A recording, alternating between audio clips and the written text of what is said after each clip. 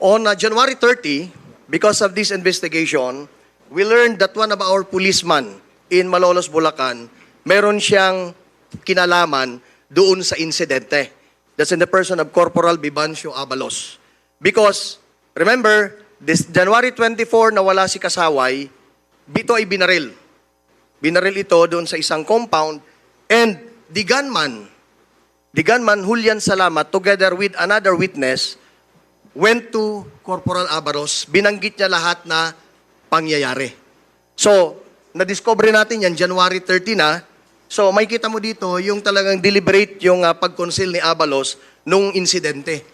Dapat, nung 24 pa lang, nung hapon, nung nag-report sa kanya, dapat inaresto niya dapat si Salamat. And inireport sa kanyang chief of police, which he did not do. Ang ginawa niya, pinabayaan niya lang makaalis yung gunman, si Julian Salamat. So, on January 30, about 6 p.m., nakuha rin natin yung isang witness in alias Mark natin. Siya rin yung nag-elaborate, nag-corroborate ng statement ni Corporal Abalos kung paano pinatay si Corporal Kasaway. Next. That's why on the eve of January 30, at about 11:30 p.m. ng gabi, a joint operation composed of the PRO3, the Malolos CPS, the PDEG, the SOCO, we went to the crime scene located sa isang subdivision sa Malolos in Barangay Mohon.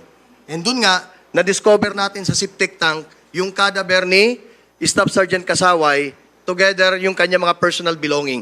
The cadaver was positively identified by his wife.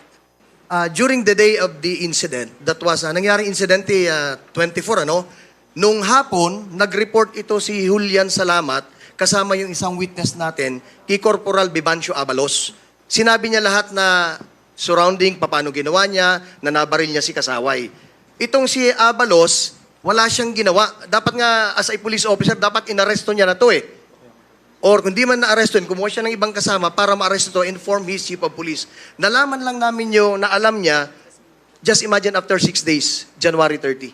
That's why, nung makumpleto natin yung istorya, we effect the arrest against Corporal Abalos as an accessory to the crime.